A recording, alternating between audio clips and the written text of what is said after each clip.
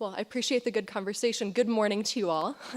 My name is Grace Miller, and I'm a current sophomore at the IU School of Global and International Studies, majoring in International Studies and French, with minors in Near Eastern Languages and Cultures and Political Science.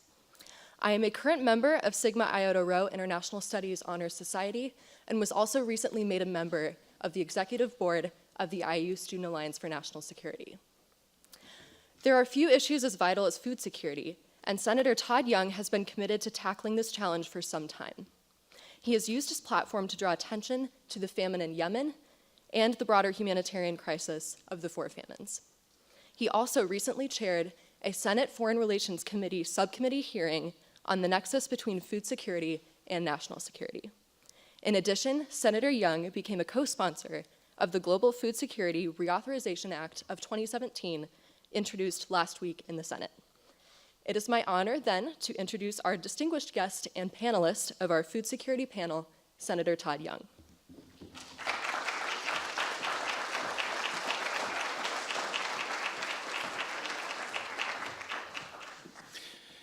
Well, Grace, thank you so much for that kind introduction. It's great to be here with so many distinguished individuals, and we'll look forward to dialoguing with you in the future. Scholars, policy experts, policy makers, public servants alike, I'm really humbled to be here. I have to say I'm fairly new to the global food security portfolio, but I've learned a fair amount in a short period of time. I look forward to learning more today, and I want to thank Indiana University and the School of Global and International Studies for this opportunity. I most especially want to thank the co-chairs of this institute. My former boss, Senator Lugar, and of course Lee Hamilton, the congressman and senator alike, are just great examples of bipartisan statesmen, internationalists who recognize that American leadership and enlightened engagement in the world has never been more necessary than it is now. I have several others to thank. IU's president, Mr. McRobbie, who I spent some time with a couple of days back, our IU provost, Lauren Roble, and the dean, Lee Feinstein. Thanks so much for inviting me to participate in this conference. Gebisa, I saw you out, there you are, sir. As I told you earlier, it's big of you to drive down from West Lafayette and join us today and share your expertise, but no one knows this issue better than you, so thank you, sir. And last but certainly not least, I want to thank our scholars, our students. It's important, I think, for every leader to have a succession plan, and there are a number of formal leaders here today. And you are the next generation of leaders, no doubt, and it's essential that you have an international education, one that immerses you in the dynamics of the world, the cultures, and the nuances associated with an international liberal arts education. I can't think of a better place to obtain one than this university. And I'm not saying that just because I live 10 minutes away. So the title of this conference is America's Role in the World. We've already had some great sessions, I understand. Deconsolidation, democratic deconsolidation. I'll have to ask later what that's all about. Asia's rise. And then there was a session today on Russia. In each of those areas, and with respect to each of these challenges, no doubt America is going to be better off, and the world will be better off if the U.S. continues to lead and to remain engaged, as we have for generations. So that's why during my brief tenure in the United States Senate, and to a lesser degree, because I wasn't on the appropriate committee of jurisdiction while I was in the House of Representatives, I gave a fair amount of time and attention to our international affairs budget. I've been a strong advocate for full funding there. It's also why I believe that we have to continue to make the argument for the three legs of our foreign policy. Those three legs, of course, are the three Ds: development, diplomacy, and defense. Global food security. We certainly need all the tools of American power when it comes to global food security, I recently chaired a subcommittee hearing on this topic, as our scholar introduced me indicated. On March 14, the title of this hearing was Why Food Security Matters.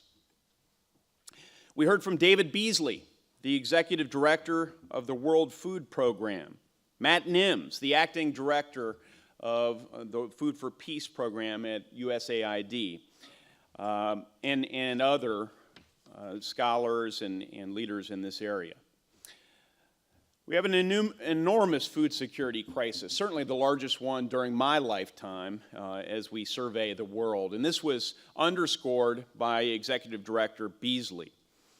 In 2016, Director Beasley told us that the number of chronically hungry people in the world went up for the first time in a decade, reaching 815 million people. Breathtaking. I'd note that 108 million people, according to the most recent numbers I have access to, are acutely hungry. Now, the largest of these humanitarian crises is in Yemen. This is, like so many of the famines today, a man-caused food security crisis. Over 22 million people are in need of humanitarian assistance in Yemen, 3.4 million more than last year. Yemen represents the world's largest humanitarian disaster. Almost 18 million people are food insecure, and the risk of famine persists. Now, we've made substantial progress. Me, my team, of course, working with my colleagues in a bipartisan way, and pressing the administration, which has been helpful of late in addressing the crisis in Yemen. We were able to get USAID-funded World Food Program cranes delivered to the largest port in Yemen. Roughly 80% of the cargo, of the food, the fuel, the medical supplies go through the port of Ejeta on the Red Sea. That port was closed. It is now open. Other Red Sea ports have now been opened. They were closed on account of a very complicated and long-standing civil war in that country. According to the UN, since the ports were open, we've seen well more than 884,000 metric tons of food and more than 410,000 metric tons of fuel delivered to the ports of Ejeta and Salif alone. I'm told that's a lot. I'm told that's helped us save tens of thousands, maybe orders of magnitude more lives. But, as I indicated earlier, the humanitarian crisis there as elsewhere remains dire. There's an enormous financial need in Yemen and in these other crises on an order of magnitude we haven't seen for some time. In December of 2017, the UN Office of the Coordination of Humanitarian Affairs launched its highest ever global appeal for $22.5 billion to support 2018 humanitarian requirements. Now, this is staggering and heartbreaking, but countries and other groups and individuals have been stepping up. We as Americans have a moral imperative to step up. I want to emphasize that. We absolutely do. The best of America is recognizing that every individual was created equally by our Creator. We're all equal in God's eyes, so we have a moral imperative to alleviate horrible humanitarian suffering. Moreover, when the United States leads, others follow. Still today, nothing has changed in that regard. One might argue that our leadership is more needed than ever as coalitions fall apart and as the post-Cold War ferment continues. Food security promotes national security. That's the other reason why it's essential we lead, and that's the area I'd like to really focus on today. I feel like I can add the most value in this area because there's a growing body of evidence to support what I just said. We heard from Mr. Nims in our hearing that, quote, if you feed the hungry around the world, that makes America and her allies safer, unquote. Executive Director Beasley from the World Food Program said, quote, feeding hungry people contributes to the economic and national security interests of the United States, unquote. And perhaps most succinctly, retired Marine Corps Lieutenant General Casalaw, chairman's prerogative, yes, I invited a Marine. He said, quote, food crises grow terrorists, unquote. Now, these are powerful quotations which can be supported by compelling anecdotes and individual scholar certification and support. But frankly, that's not enough. At this time of seemingly unlimited challenges and threats and limited resources, we need more than compelling anecdotes. We need more than scholarly utterances. We need hard evidence if we're going to alleviate these crises and make food security a global national security priority. Well, as I look at the evidence, I believe in the growing body of research from the World Food Program, from the UN Development Program, from the United Nations, and from a number of individual scholars that there is not just a correlation between food security and national security, but there is a causal effect. Dr. Chase Sova is of the World Food Program USA, and he has recently pulled together a report by the name of Winning the Peace, Hunger and Instability.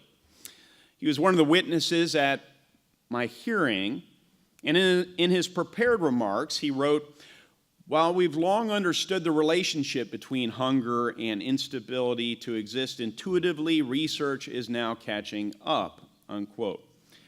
His report examined the link between food insecurity and global instability, drawing on 53 peer-reviewed journal articles.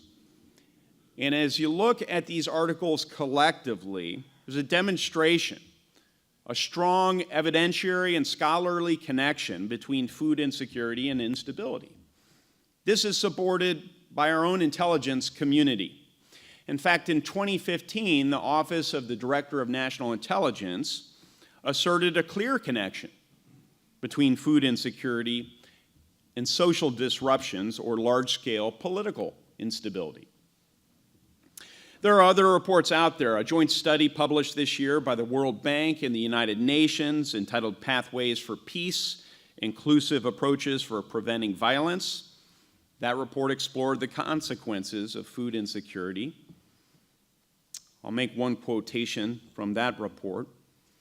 Food insecurity can increase the risk of conflict, particularly when caused by rising food prices, by displacing populations, by exacerbating grievances, and by increasing competition for scarce food and water resources, unquote. Now, these social disruptions and political instability foster, enable, and create security threats to Americans and to our interests. And this is what we've seen in Yemen.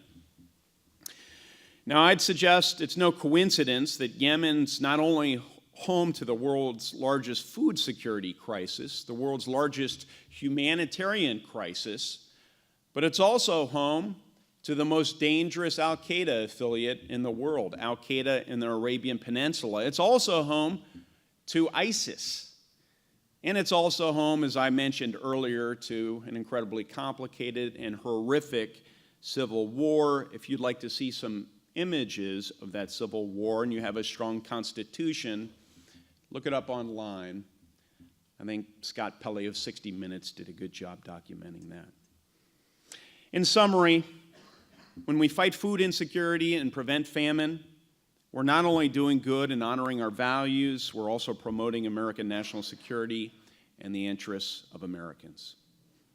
Personally, I'll continue my efforts in the Senate to do whatever I can to help fight food insecurity. I'll also continue to fight more broadly for funding of the international affairs budget and our nation's development and diplomatic activities.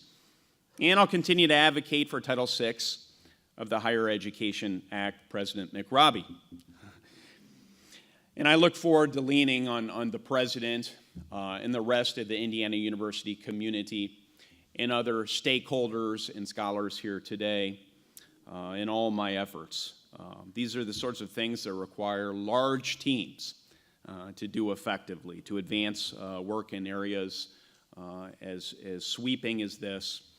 So I look forward to doing some good together, and I look forward to the coming panel discussion. Thank you.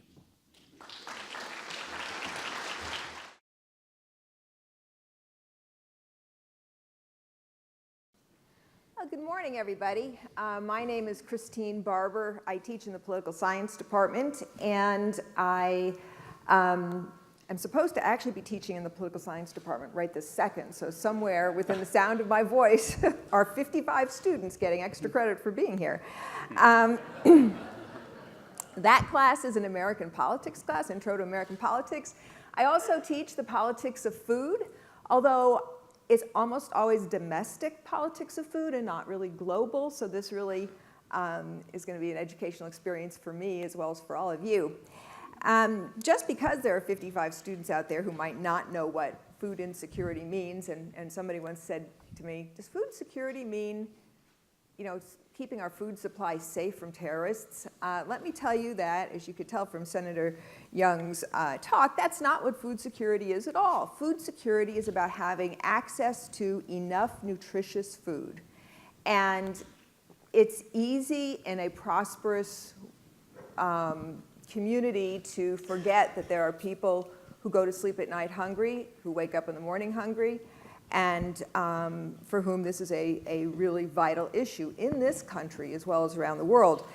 The causes of food insecurity can range from natural causes like drought and climate change and flooding and pests and disease. They can be economic. They can be a community growing a cash crop and selling it and then not having the means to feed itself. Or they can be political. And I think Senator Young gave us a really very clear idea of just what some of those political causes can be. International conflict, corruption. There's just an enormous number of ways that politics affects the food supply, because food, as I tell my food and politics students, is power. So we have a great panel today. It is a panel that spans the issue of global food insecurity from the international stage to the national stage to the farmer stage and the seed development stage. So we have Senator Young and Senator Lugar. Senator Lugar probably doesn't need an introduction from any of you, but he is a legend in Indiana, and not only has he just been a great senator with a wonderful, wonderful legacy, but part of that legacy was in crafting the, I'm going to say this wrong if I don't read it, excuse me, the Global Food Securities Act. How can you say that wrong? Which, in fact, Senator Young just is co-sponsoring a bill to refund it. And he also has the Luger Foundation in his retirement. He has got the Luger Foundation, which is got a major initiative in the 21st century green revolution. And he will be talking to us about this multi-pronged approach to studying and securing the global food supply. And we will hear from Dr. Ejeta from Purdue University, who is an expert in seed breeding. In fact, our other panelist here, Dr. Eldon, calls him a rock star breeder. And I don't know if you've ever been called a rock star breeder before, but he says he doesn't call anybody else that.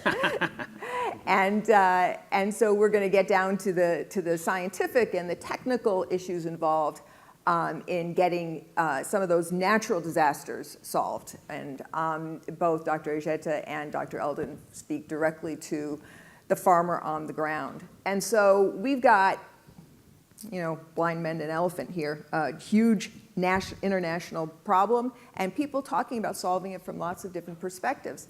And I think we will begin with Senator Lugar, and you will talk about your current initiatives. Well, thank you very much. I'm delighted that Todd Young is here today because he's really on the firing line with regard to food security in the world, with regard to scientific advances. I want to address very briefly two areas. A great deal of detail needs to be filled in.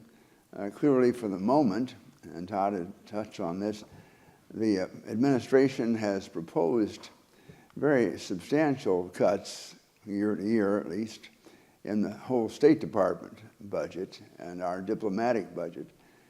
And clearly this comes down then to foreign aid assistance of all sorts. Some have estimated that the cuts may be of the order of 30% or thereabouts, which is a substantial reduction. This is why I'm so encouraged that in the Foreign Relations Committee, Senator Corker, working with the Democratic member, Senator Coons, has introduced legislation that has a very different concept. I'll not try to get into all the details of a very detailed bill, but essentially they are saying that the money that comes from American taxpayers for food aid would in fact result in the purchase in the United States of 25% of that money to American farmers for food that would be shipped abroad. And the other 75%, in essence, would be money that would be there abroad to purchase food from farmers in the countries that are being assisted. Now, to say the least, this has controversies on the face of it, as each of you might guess, because some of you might ask, well, why is American taxpayer money in terms of food aid going only 25% to American farmers and 75% to farmers who are somewhere else, namely in the areas that are receiving assistance? Well, the answer is that in the past, our foreign assistance has included all of the transportation costs, all the logistical difficulties, and so forth. So that, as a matter of fact, most of the food aid, foreign aid for food, has not gone to actually feeding people abroad, but has gone to American farmers and to American transportation people who finally got some product overseas. It's a very important concept, and I admire both Senator Corker, Senator Coons, and others who are working on this legislation, because they have found a way in which we can really make a substantial difference in terms of the amount of money on the ground, even with a cut in the budget that is being proposed by the administration. I will leave it to Senator Young and others to get into more detail on this, but I wanted to outline to begin with something that is very different and is very important. Now, secondly, it is very important to consider, as we have been doing in the Foreign Relations Committee really for many, many years, the scientific advances that are going to be required abroad.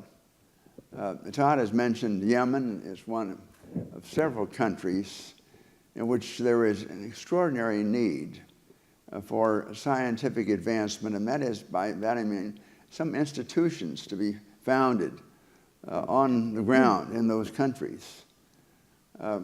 Clear back at the time that Norman Borlaug was advancing for the first time this remarkable green revolution, we were thinking then in those days about how universities could be created in various countries. There might be very small universities with very small faculties compared to this great university, but literally on the ground, once again in the country, scientific advancement on so-called orphan crops, or crops that are simply indigenous to those particular countries, quite apart from livestock changes. And we have certainly the man here today who is going to address that situation in a way that only he can as a winner of the World Food Prize. I mentioned that aspect too. Two big changes. One, that the money goes abroad and buys food from farmers and helps develop their situations. And two, money goes abroad, hopefully, not just this year, but over the course of time, to build laboratories, ultimately universities, ways in which people on the ground are dealing with specific problems. I think these are huge possibilities. This is why I lay them before you today. That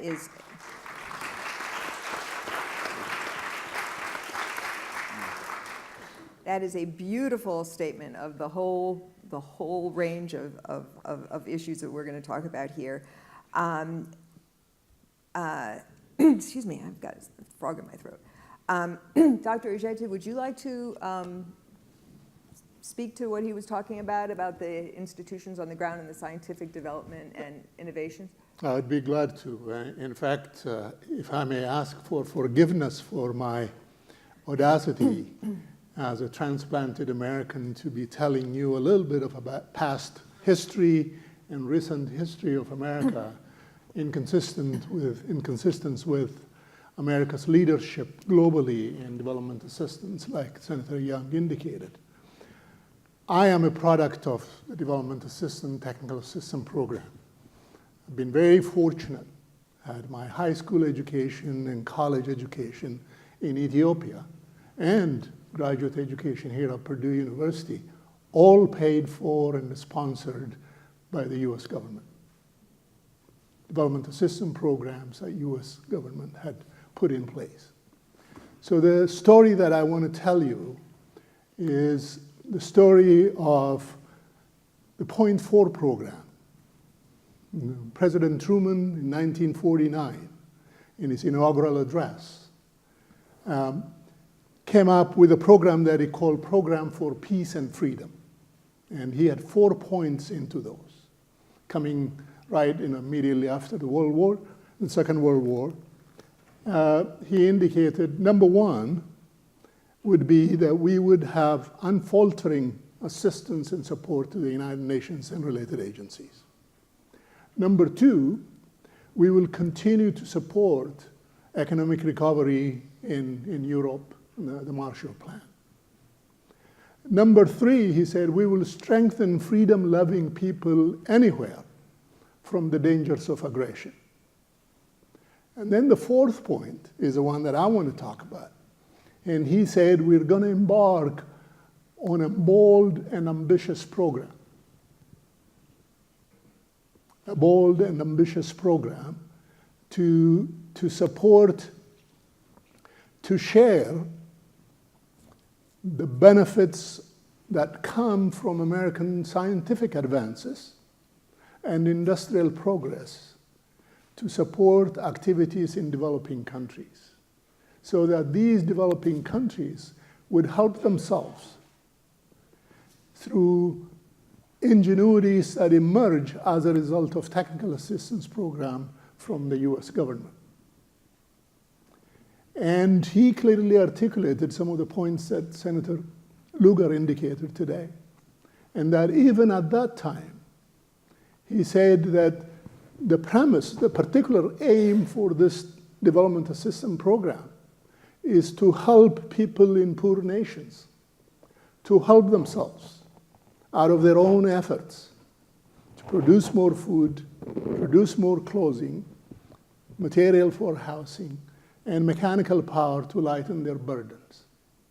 And he said, unlike the developments in the past, or what he called imperialism and exploitation of Europeans in poor developing countries, Americans' plan will have none of that. This would be a plan for democratic fair gain. And his thinking is that if these people that we provide technical and development assistance to succeed, when they succeed and benefit from our industrial progress and scientific advances, they in turn become our partners. The more they progress, the more they do business with us. And then the more they partner with us in global stability and global peace. So from the beginning, Americans' intention was in enlightened self-interest in development assistance. What I want to share with you is, as a student of development assistance, initially as a young man studying in Ethiopia and here at Purdue, and of late, a person who'd benefited conducting agricultural research using some of these technical assistant resources, I have witnessed that all along, while governments have come and gone, one party or the other, America's principle of technical assistance, development assistance had remained the same, had remained true to this enlightened self-interest, exactly that Senator Lugar just described. And to this day, it may not have been perfect, but it has been sustained in the same aim, in the same vein.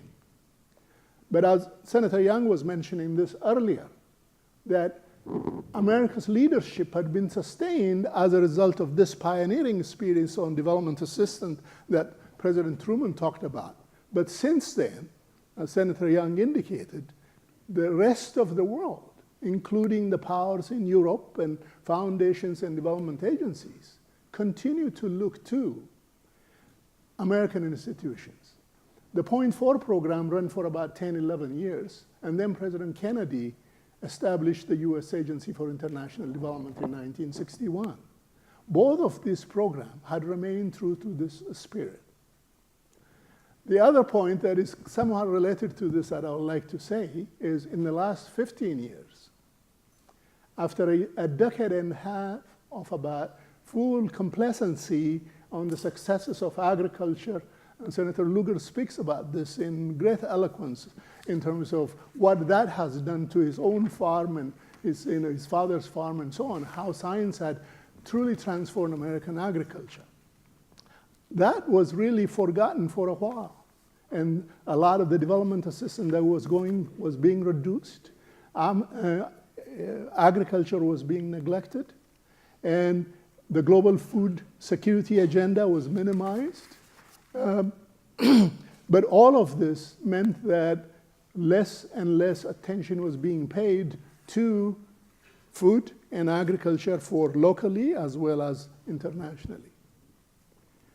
The premise upon which some realization arose in American leaders and leaders of development institutions arose from a set of convergence around a set of issues that were coming out around 2007, 2008.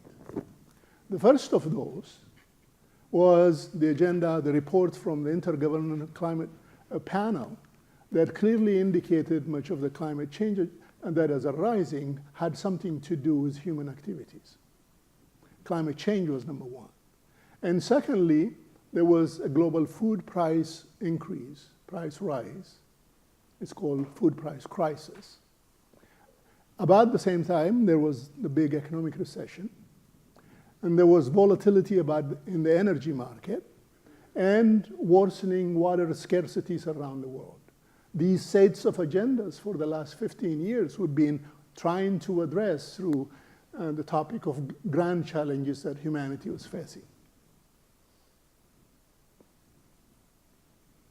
In that process, there was this resurgence, realization, reawakening of American leadership in the global food security agenda, leading to the Global Food Security Act, and support more for international development, technical assistance program, agricultural research. I just wanted to make a point that I think I would be remiss, and those of you who are in the audience that know this would also be remiss, if we didn't acknowledge the leadership and guidance in this field of Senator Lugar. That in around 2007, 2008, he and Senator Casey came up with the first Global Food Security Act legislation that they were proposing. The timing was not right, and it didn't succeed.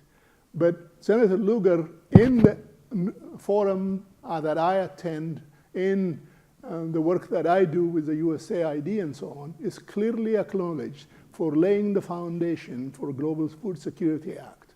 I remember it was 3-4 years ago where Gebisa had a Global Food Security Symposium. He had just spoken and came down. Nothing was said other than a polite clap. And then he got up to introduce Senator Lugar and made these comments. The entire audience was standing up, acknowledging the services of Senator Lugar. I just wanted to mention that.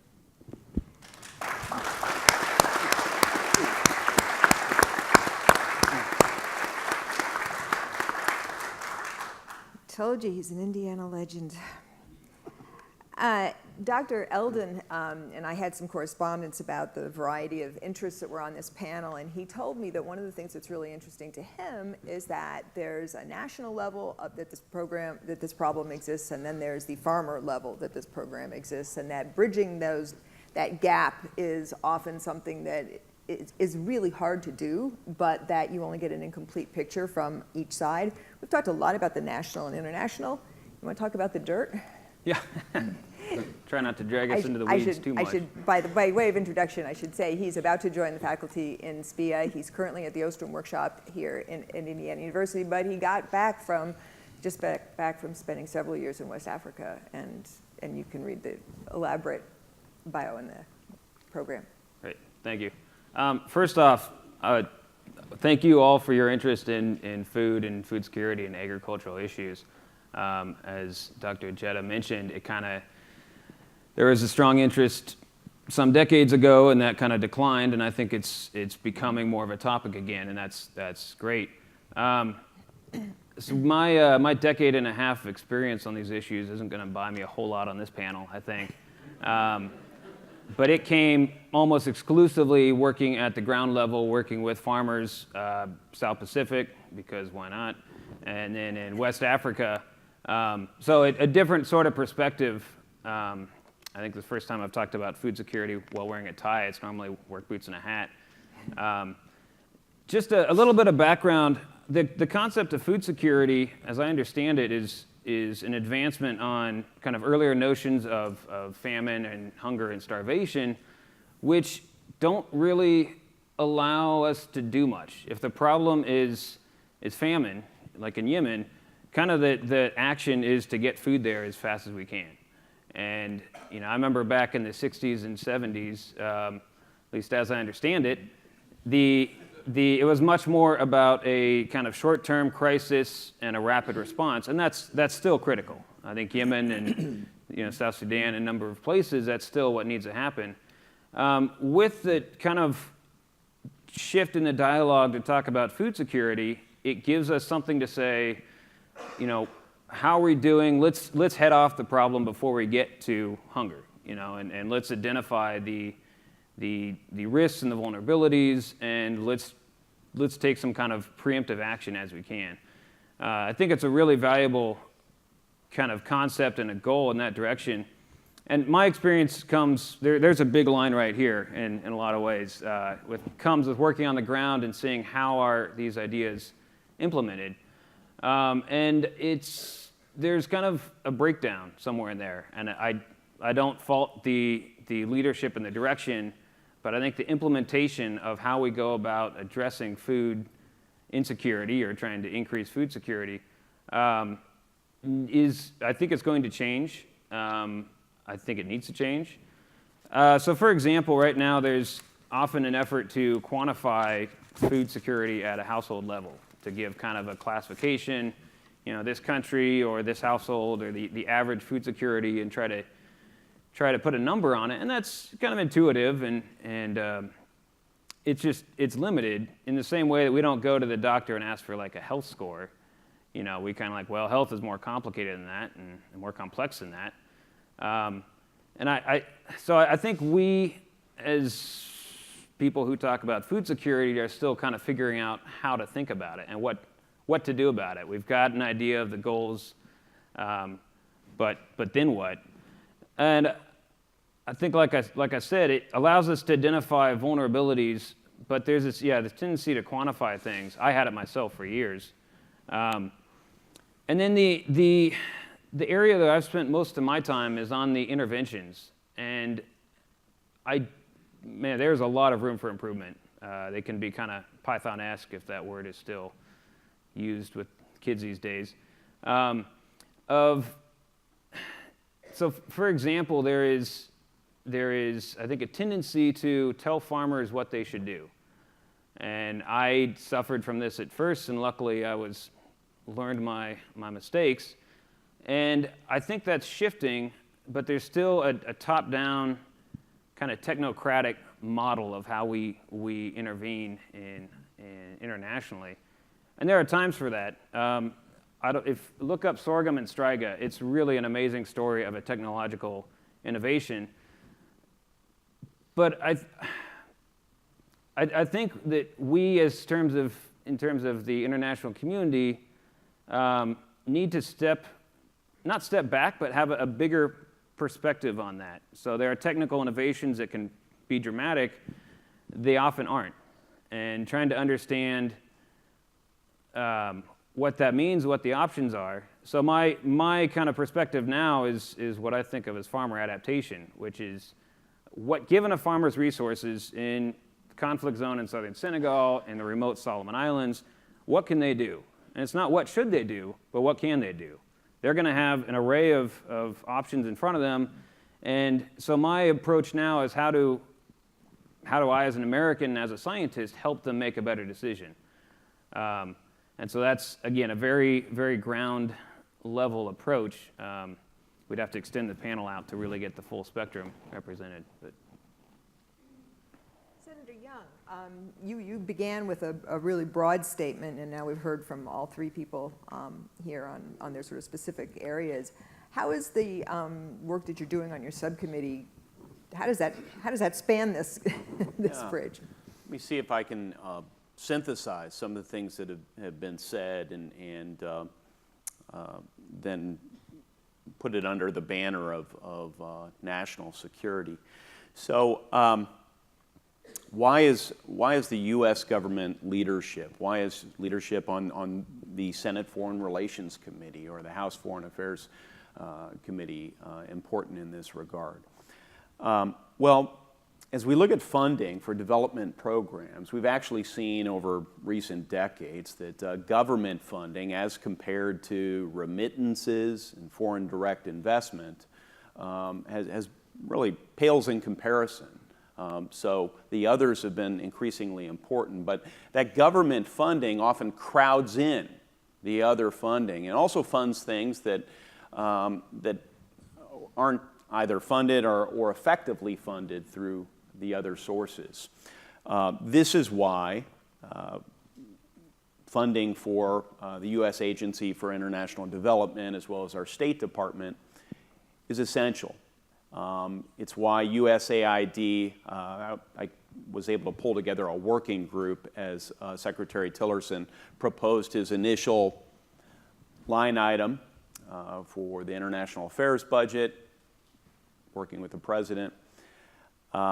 And one of the things we found through USCIS and that interdisciplinary working group of former ambassadors, former career officials at USAID, former diplomats, is that the development discipline is entirely distinct from the discipline of diplomacy. They're two entirely distinct things. So this notion that one could conflate the two into sort of a unified enterprise, which was entertained for a period of time, we were able to disabuse policymakers of that notion, as were others. And I think our report made at least marginally, a bit of a difference in that regard. So that wasn't an effective cost savings approach. Having laid that predicate, we found some other efficiencies in the plumbing of state and USAID that we thought could be improved. In IT, for example, USAID and state, they ought to be on a unified intellectual technology sort of platform so they can all talk with one another. Don't have to use their private Gmail accounts, which is what so many of them were doing, to my great horror when I discovered that. So So we presented to the administration some efficiencies that we thought might be realized. We asked them to show their work about how they arrived at a 30% cut, and a great bit of detail was not forthcoming. And so I characterized President Obama's budget, in fairness, when I was in the House as the president's annual suggestion. And I've remained consistent in that regard.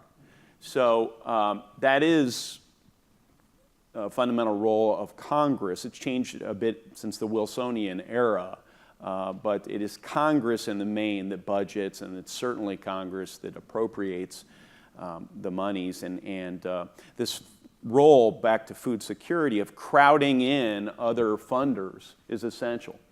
The other thing that a couple of panelists have spoken to is the importance of taking whatever knowledge we have and just making it available to those in the field. We're pretty good at this in the United States, right? This is the ag extension model, really.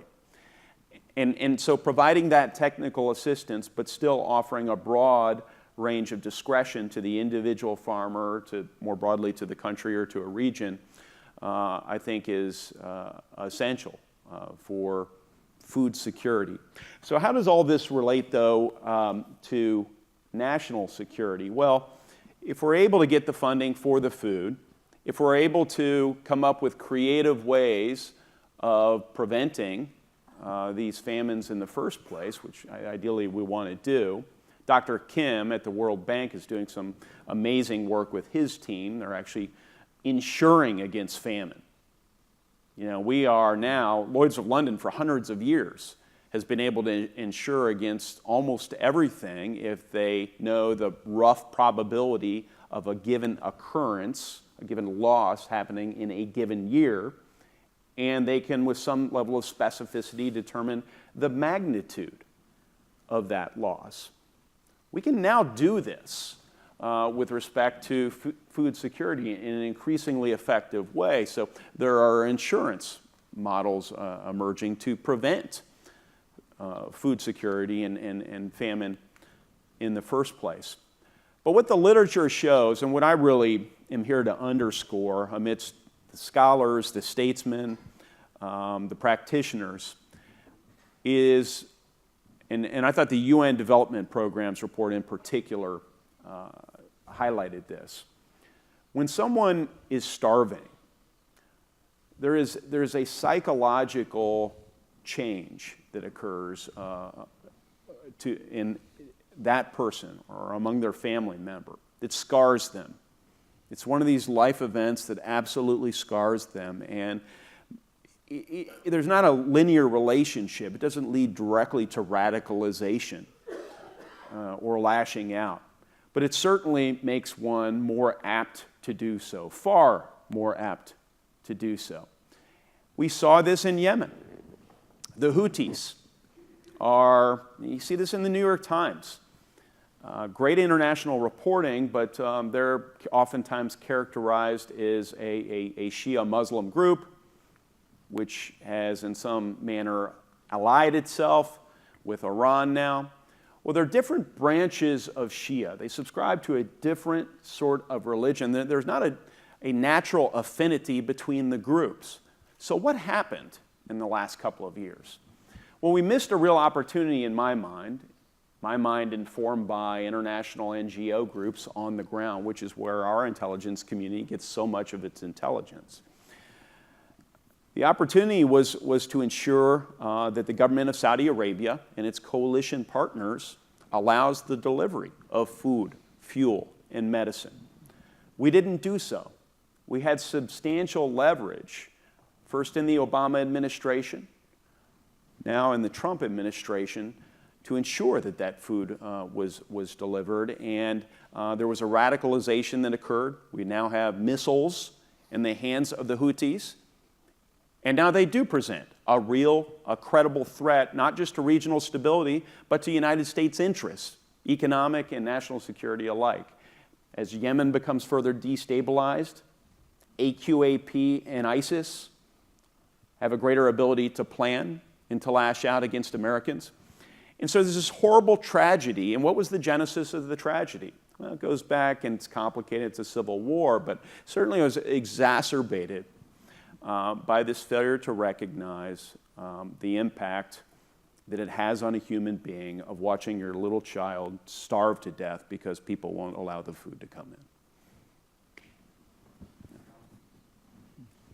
Well, I have a timer, but I don't actually have a clock, so I'm not exactly sure where we are in the broader scheme of things, but I know we want to have time for questions, so I'm just going to ask each of you to say something just for a couple of minutes and to sort of sum up your thoughts about what you've heard here and how it fits into your expertise, and then we'll open up for questions.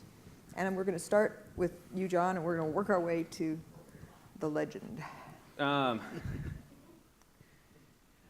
like the comment that Sen Young just made about the agricultural extension and the ability to take ideas to farmers and to present them as options. And Dr. Ejeta's written quite a bit, correct me if I get anything wrong here, about the value of the human capacity in the institutions we work with. And I love hearing about those at that level, because that's been from, insofar as I can represent, the kind of views from the ground, that is such a key element. And like, I worked with a number of NGOs in Senegal and Gambia. We worked with a number of international donors. And the way it's structured now, there is very little opportunity for institutional learning. I think the only people that benefited from my 3 years of research were the farmers I actually worked with and their neighbors, and there were a lot of them. There was no change in terms of what the NGOs then did, what the donors then did. I was told they didn't like my results sometimes, and it's just like there's not, currently we're just in a very rigid, top-down, kind of a prescriptive structure institutionally, and I think that's going to change. It might be off topic, but there was a paper that came out a couple months ago out of China. I think it was in Nature or Science, I think Nature, and it was a 10-year project that involved 15 to 14,000 field trials, engaged like 20-point-something million farmers all over China, and it was about, here, try some new things, compare them what you're doing, and then do what you like. And I thought my hundreds, almost 1,000 trials are pretty cool, but like 14,000. And to be reading a Nature article about something like that and have the methods section predominantly about how, as a scientist, they engaged farmers was great, was really fantastic. And I think between seeing examples like that and then hearing discussions about the need for human capacity and about building kind of ground level institutions is really encouraging. Just to add to that, yes, I think feeding people at the time of need, we do that very effectively. You could do it on the spot, several means, and that's done very well. And again, the legacy that this country had built in reaching out to times of need in so many places has been done. And the idea of having people help themselves, the notion that President Truman and others started in the Point 4 program. I told you that I did my undergraduate degree and my high school in Ethiopia. But that was a Point 4 program that linked Oklahoma State University with an institution in Ethiopia. And there were a number of them all around the country. And I forgive me, I don't remember where IU was involved, but I believe IU was involved in some developing country. Purdue established the first College of Agriculture in Brazil, University of Viçosa. In India, several of our institutions were involved in. The idea is you build these institutions because as American citizens, one of the things that is very easy for us to appreciate is when you have institutions that are functional, things get done. If you don't have functional institution, no matter what the charge is, you don't get things done. So that early investment on university education, high school education, was very fundamental, very important for many developing countries. Even after communism has expanded into some of these countries, including my native country, the residual effect that came out of that early investment really leads a lot of the agricultural leadership in the country even today. And so this is true in so many places. But that's a very slow process. And in the days when I was at school, there were very few colleges. Okay? And so American government can say, I can do this in this country, do that in the other country. Today, in addition to population growth, a proliferation of many of these colleges and universities. And I alluded to a trip, I didn't quite mention it, but a trip that Senator Lugar had made to go see universities in developing countries to make a link and support this early vision of linking American universities with developing country universities is still a program that has greater value. Because of the numbers and the resources needed, there is some refrain. But I think that shouldn't be the excuse, because even the little things that we do, as I indicated from the example of Ethiopia, even today those things make a difference. But while knowledge that we generate here makes a huge difference too, I was given the privilege of conducting research out of Purdue, but working with national programs in many African countries, we were able to make a difference. So those kinds of linkages are extremely important. And some of these universities, they are in large number. Just to give you an example, 10, 15 years ago, there were 4 universities in Ethiopia. There are nearly 45 universities today. Okay? On one hand, how wonderful that poor rural kids are getting the opportunity to come to colleges in large number. But at the same time, when you think about it, the faculties that are spread around to the 45 are the same faculties that were in the 4 or 5 universities there.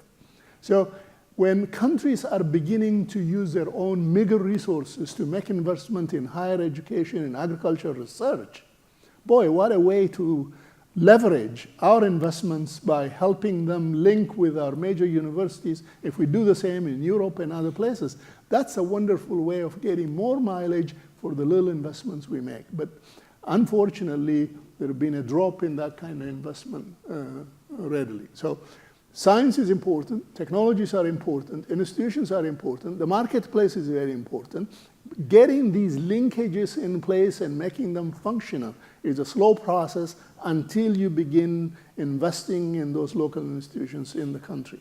And that's why I think food security very often is referred to as food insecurity, a wicked problem. Nothing more demonstrates than the oxymoron of Americans hungry in this country in large numbers. Because it's just a social problem, a lot of other things enter into it. But providing those fundamental needs of institutions, training people, and strengthening the research, strengthening extension, building the markets, linking farmers' opportunities with the market, and the insurance issue that Senator Young talked about, these things don't happen in happenstance. They had to be worked on through a slow process of changing one mind at a time, and that's what makes it a long-term problem. That is a wonderful, wonderful connection between all of these things. Thank you. Senator Young, a couple concluding remarks? Yes, I'll make it brief. This seems like an intimidating issue. Global in scope, heart-wrenching. But if you just look at the trend lines of the extent to which we have been able to pull people out of absolute poverty. I was born in 1972. We've had billions pulled out of absolute poverty during just my lifetime. I'm told that by those who study such things that we are on track to have no more absolute poverty in the world in coming decades, but for sub-Saharan Africa and maybe some in Southeast Asia. So we're making progress. we're making substantial progress, and we can do this. We can do this because we have great minds at work on the ground level, in labs. We've historically had great leadership of people like Senator Lugar and Congressman Hamilton, and just recognized we have Jim Morris, who walked point at the World Food Program, and this has been his life's calling to make sure that children don't go to sleep hungry. And so, I'm quite optimistic about the future. We shouldn't be too prescriptive. We should absolutely be creative, but not too prescriptive. I think that point has rightly been made a number of times here. My suspicion is that government and multilateral institutions will increasingly play the role of a repository of best practices, and it will be private actors that can scale up those best practices in particular areas through creative financing, development impact bonds, and other such models. That's great if we can create sort of markets, but we're still going to require government investment in the research, government investment in the field.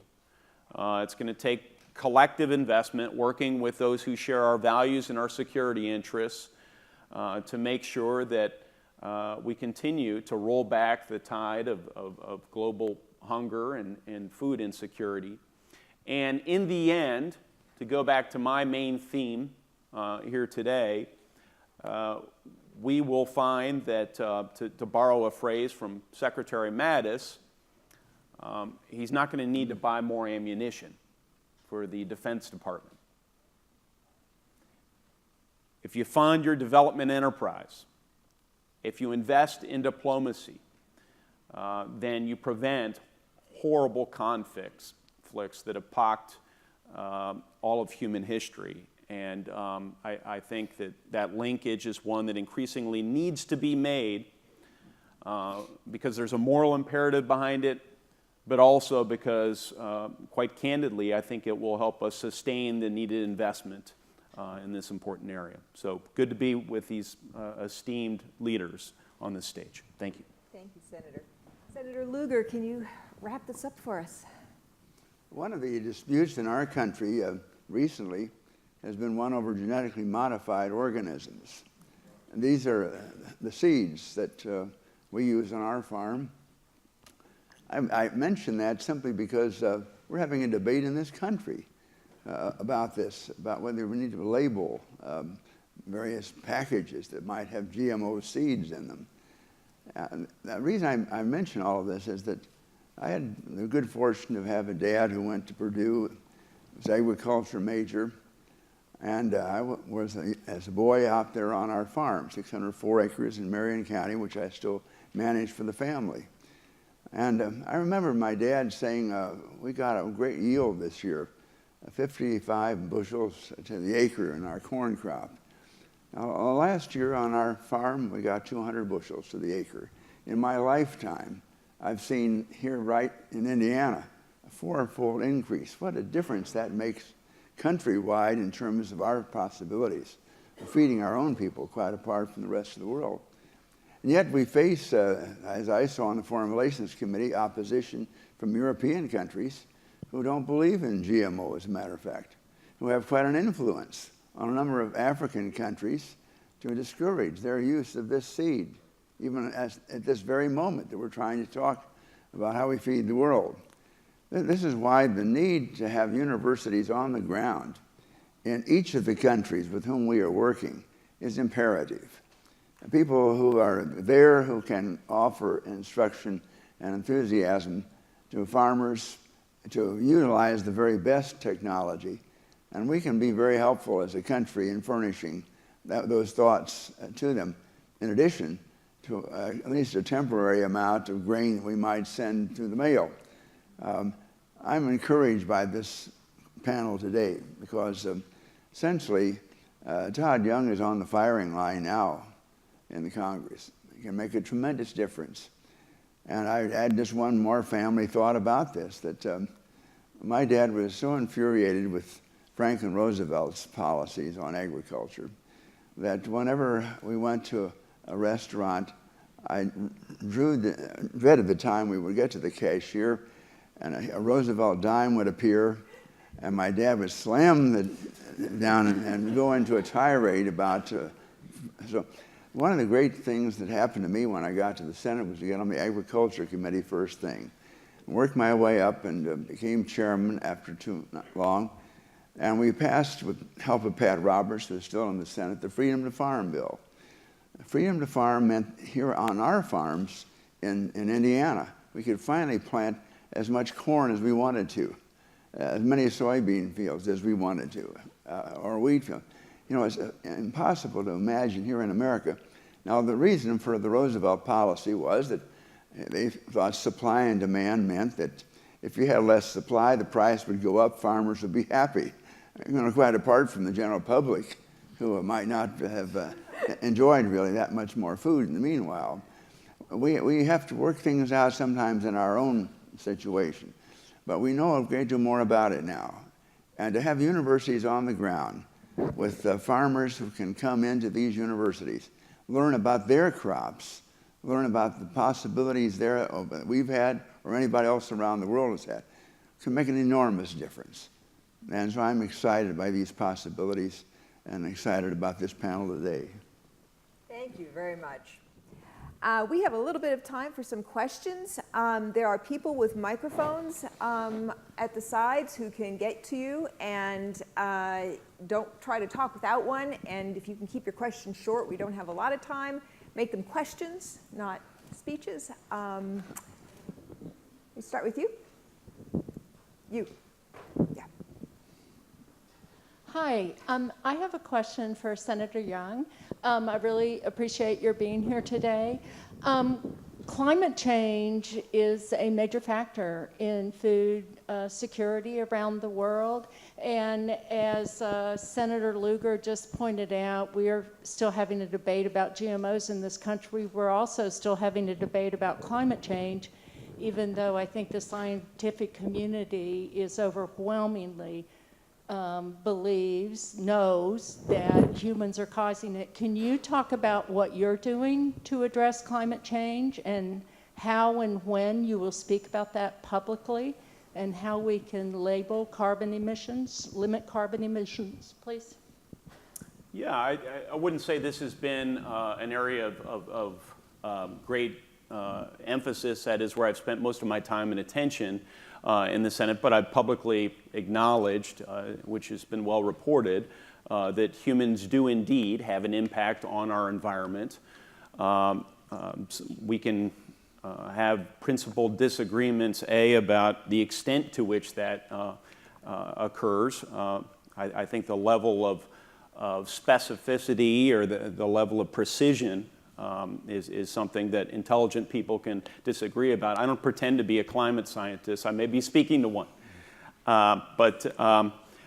So I've acknowledged, as have Republicans and Democrats alike, that this is indeed a dynamic that's occurring. I think the real question that we have as policymakers and more broadly as a public is, so what do we do? What should our response be? Should it be sort of the Bjorn Lomborg approach? And if you're not familiar with Bjorn Lomborg, you might look him up. He convened eminent scholars, Nobel Prize winning economists, and he asked them to itemize and prioritize where we ought to be spending our scarce resources collectively as human beings to address major crises. This was not a top area based on bang for the buck. Some thoughtful arguments have been made that we should adapt. We should prepare to make adaptations as we invest in new next generation renewable technologies, right? So invest in the renewable technologies, invest in the commercialization of those more carbon-friendly technologies, but also invest in new seawalls, in porous concrete, porous highways, as we build out new infrastructure in the United States and the rest of the world, invest in other sort of infrastructure that can accommodate the very changes to which you point. So I think if we really want to have a thoughtful conversation about it, let's stop the conversation about what exactly the per annum changes are, because candidly, you may have had an opportunity to dive into the Intergovernmental Panel on Climate Change supercomputer and analyze the code. I think my suspicion is there's not a person in this room that's done that. So there ought to be a measure of humility in all of us about precisely the year-on-year level of increase. I think the trend line, though, can be acknowledged. Instead, the debate ought to be about what should the appropriate sort of response be. United States working with other countries. Yeah. Thank you for the question. If somebody can talk really fast, can we do one Yeah, I'm more? sorry. No, that was a big issue, right? No, I just meant, I think we can take one more if we do it quickly, can we? Okay, you. You. I wasn't saying you talked. No, that's right. Hi, my name is Meher. I'm a student here, International Studies.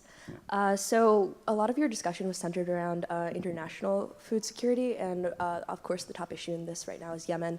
So my question is, how do you balance and figure American support with the arms deals with the Saudi Arabia government, as Saudi embargo on Yemen right now has caused a huge humanitarian crisis? The port of Hodeidah was only open for about 30 days, and it's clear, and it was controlled by the Saudi government, and it's clear that the Saudi government doesn't really care for Yemeni citizens, civilians who are actually suffering from this embargo. So this question is targeted more towards Senator Lugar and Senator Young. Thank you. Well, that won't be quick, but I'm happy to field it. And thank you for following the world's largest humanitarian crisis. So many Americans don't even know how to find Yemen on a map, and I appreciate your intelligent questions. So with respect to the port of Hodeidah, its openness has been intermittent. I acknowledge that. Much of that has to do with the uncertainty about the future intentions of the Saudis and whether or not they want to bomb the port.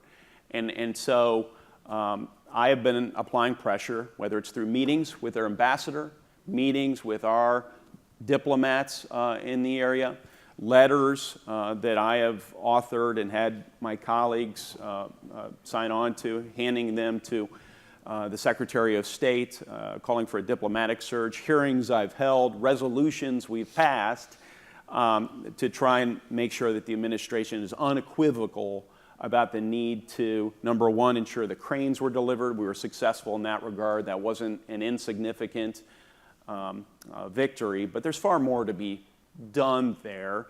And the official policy of the administration has really, shall I say, evolved into pressuring now the Saudis into delivering the food, the fuel, the medicine. I voted against the arms deal to Saudi Arabia, which you referenced. And most recently, I authored a bipartisan resolution with Jean Shaheen of New Hampshire that would require our Secretary of State to certify Saudi and broader coalition compliance with international norms and laws related to the delivery of food, fuel, and medicine, so that we could prevent the sort of horrible predicament you're talking to. I think I answered all your questions. Thank you very much for them. all right, thank you very much. Everybody on this panel, thank you for being here and joining us today. Thank you all for being here and joining us, and please join me in thanking these guys.